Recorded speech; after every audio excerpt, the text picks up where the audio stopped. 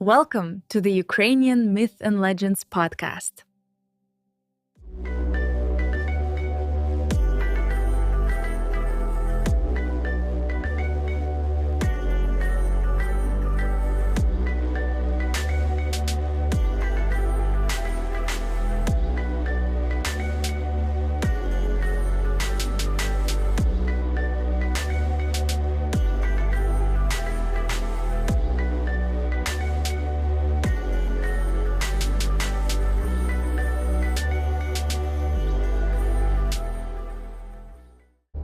So, let's begin.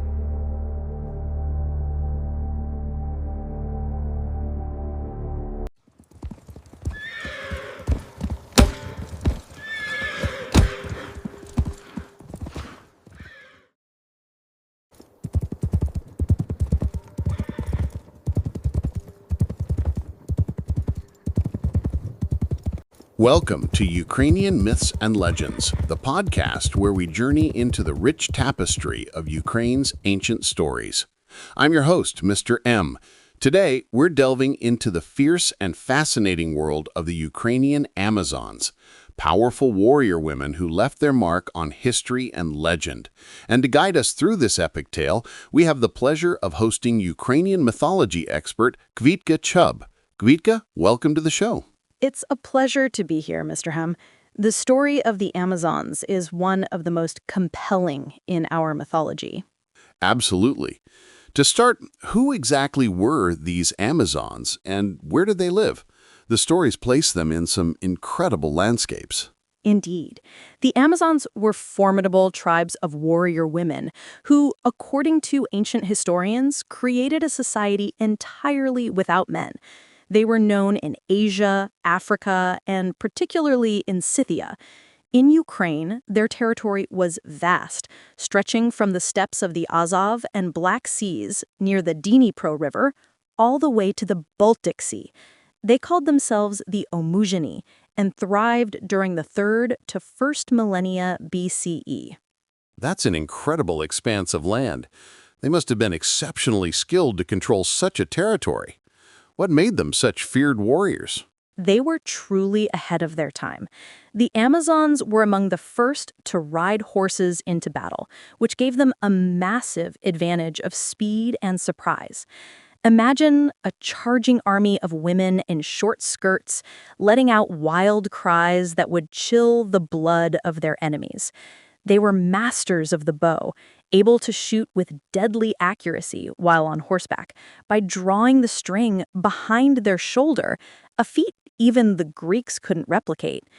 They also wielded iron weapons like double-edged axes and spears and used a special plant-based glue to protect their weapons from damage.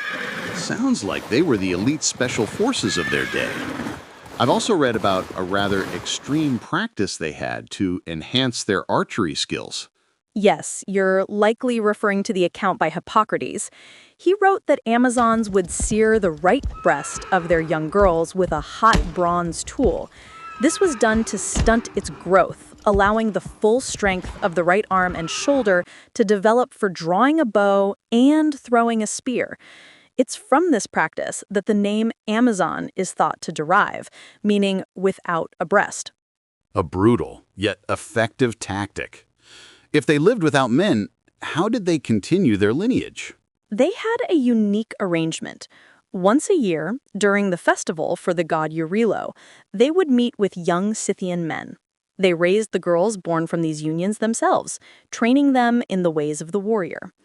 As for the boys, accounts differ. Some say they were killed or maimed to prevent them from becoming warriors, while others suggest they were returned to their Scythian fathers. This matriarchal system was central to their identity and led to the birth of a new tribe, the Sarmatans, where women continued to hold power. A Sarmatan girl was not allowed to marry until she had killed an enemy in battle.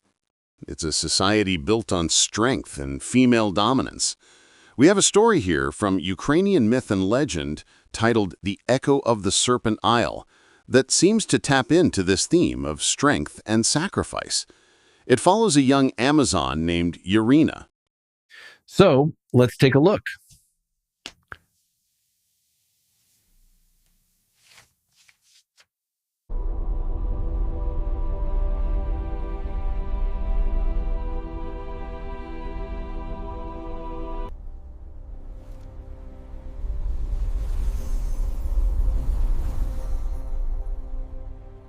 On Serpent Isle, hidden by a veil of mist, lived the Amazons.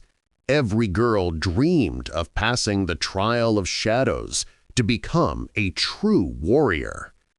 Young Urina, the best archer of her tribe, awaited this day with a trembling heart. She believed it was the greatest honor. On the eve of the trial, the high priestess Luta summoned Urina. The power we receive from the island demands a great price. Are you ready to pay it? The priestess's words were as cold as stone, and for the first time, unease settled in Urina's soul. That night, Urina couldn't sleep. A whisper, like the rustling of leaves, drifted from the dark jungle.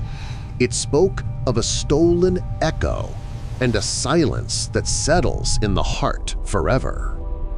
Following the eerie whisper, Urina crept into a forbidden section of the temple library. There, she found an ancient scroll. It didn't speak of gaining power, but of exchanging it. To become a great warrior, an Amazon had to give the island her voice, her echo, and fall silent forever. The next day, Urina began to watch the most revered warriors, the Silent Sisters. They were the strongest, but they never spoke. Their eyes, though full of wisdom, held an endless sorrow. And Urina understood everything. Urina went to Luta with the scroll in her hands. Is this true? The priestess did not deny it. It is a sacrifice necessary for our protection. The island gives us strength, and we give it silence. That is the law. The night of the trial arrived. Urina was led to a subterranean cave, in the center of which was a lake of black, shimmering water. Take the step. Give your echo to the dark waters and receive true power in return. Urina's head suddenly filled with a voice, a whisper that seemed to come from the below. The whisper implored her to help them. The whisper in Urina's head turned into a scream, begging her not to do it. The sad gazes of the Silent Sisters appeared before her eyes.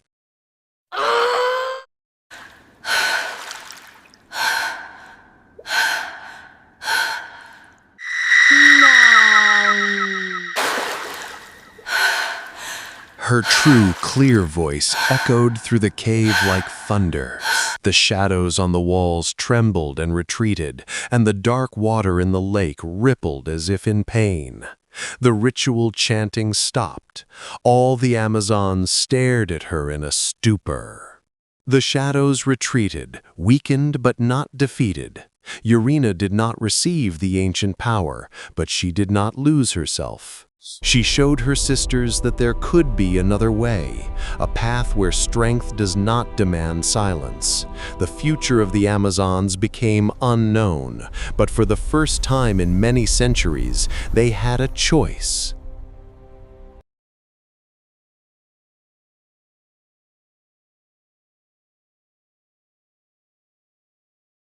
Could you set the scene for our listeners? Of course. This legend is a beautiful allegorical tale about the true cost of power. It takes place on Serpent Isle, a mystical, mist-shrouded home of the Amazons. Every girl on the island dreams of passing the trial of shadows to become a true warrior. The story focuses on Urina, the tribe's most gifted archer. who eagerly awaits her trial, believing it to be the greatest honor imaginable. But she soon discovers a dark secret. The high priestess, Luta, cryptically warns her that the island's power demands a great price. What was this price? Urina, troubled by this, discovers an ancient scroll in a forbidden part of the temple library.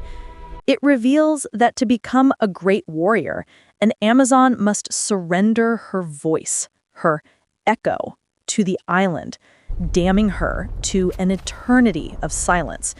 This is why the most revered warriors are known as these silent sisters. They are the strongest, but they never speak, their eyes filled with a deep, endless sorrow. So the source of their power was also the source of their greatest loss. How does she confront this? She confronts Luta, who confirms that this is the law, a necessary exchange for the strength to protect their people. On the night of her trial, in a subterranean cave, she is commanded to give her echo to a lake of black water. But as the sad gazes of the silent sisters appear before her eyes, she makes a choice.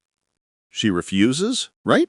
Exactly. She shouts no, and her powerful and clear voice echoes through the cave, causing the shadows to recoil and the dark waters to ripple in pain. In that moment, she doesn't gain the island's ancient power, but she preserves her own identity. She shows her sisters that there can be another path, one where strength doesn't require silence. The story ends with the future of the Amazons uncertain, but for the first time in many centuries, they have a choice. That's a powerful message. But the story doesn't end there. In the continuation, The Echo of Two Queens, Urina's decision has serious consequences. What happened to the Amazon tribe? Urina's decision fractured the tribe. Those who kept their voices, the singing sisters, followed Urina, honing their skills in archery and tactics. The others, the silent sisters, remained loyal to the priestess Luta and the island's dark power, which seemed to weaken without new sacrifices. A tribe divided. That makes them vulnerable. And it's at this moment that a new power appears? Yes, one morning, a strange ship appeared on the horizon with the signs of steppe tribes on its sail. They were Scythians. Their arrival sowed unease. Luta saw them as a threat, Urina an unknown opportunity. And they didn't come for war. No, the Scythians were not invaders. Their young chieftain, Scolet, came as an envoy. He spoke of a new threat from the east, a horde that destroyed everything in its path. And he sought an alliance with the legendary warriors of Serpent Isle. How did the two queens, Urina and Luta, react to this? Their reactions were polar opposites. Luta and her silent sisters rejected the offer. The priestess, communicating through gestures and an eerie whisper amplified by the island's magic, believed the Amazon's strength lay in their isolation and that men would only bring ruin. But Urina spoke against her. She cried out, "Our strength is not just in the island's magic, but in our hearts and skills. Our voices were made to lead, not to be sacrificed." She reminded her sisters of their Sarmatian ancestors who had once allied with the Scythians. So the conflict deepens. Were there any among the silent sisters who doubted Luta? Yes, Urina found one of the silent sisters, Zoriana, on the shore. Zoriana couldn't speak, but she wrote in the sand that she feared Luta was leading them to ruin and that the island's power was fading. She missed the songs she had heard as a child. Meanwhile, Luta, sensing her power waning, resorted to a desperate ritual, trying to offer her own memories as a sacrifice to restore the darkness's might. And that had terrible consequences. It did. The magical darkness began to spread from the temple, draining the life from the island. Urina gathered her singing sisters, not for a battle with Luta, but to save their shared home. They met the darkness not with arrows, but with their voices. They sang ancient songs of creation, of courage, of light. Their collective echo became a life force, pushing back the dead silence. Incredible. The power of song against absolute darkness. Did they succeed? Yes, Zoriana and a few other silent sisters joined them, their voices hoarse at first, but growing stronger with every note. The shadows retreated, unable to withstand the power of living voices. The dark magic dissipated, leaving Luta alone in a simple cave. Urena, having united the tribe, accepted the alliance with the Scythians, beginning a new era for the Amazons, an era where their strength lay in both weapon and song. What a powerful ending. It connects the myth beautifully with the actual history, where the Sarmatians, descendants of the Amazons, did interact with the Scythians. Absolutely. This legend shows the evolution of their strength, from isolation and sacrifice to unity and alliance. It reflects the idea that true strength lies not in giving up a part of yourself, but in the harmonious union of all your facets. That's a wonderful conclusion to our discussion today. Kvetka, thank you so much for sharing your expertise and these amazing stories with us. It's clear the echo of the Amazons still resonates powerfully in Ukraine. Thank you for having me. Their legacy is a vital part of our heritage.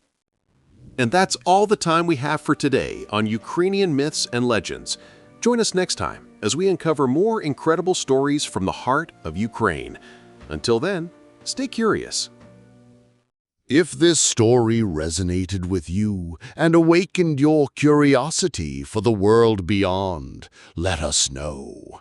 Your like is like a candle flame that lights our path through the darkness of myths. Tell us in the comments what other legends live on in your memory. Which spirits should we disturb next time?